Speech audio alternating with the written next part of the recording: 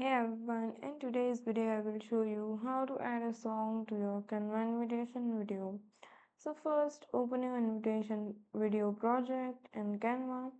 On the left hand side click on the audio tab.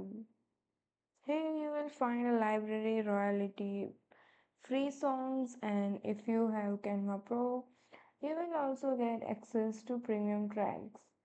Once you find the song you like, for example, I'm search for music free, and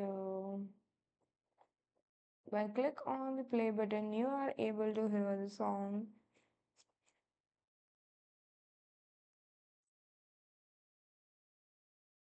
Once you find the song, just click on it and it will be added automatically to your video.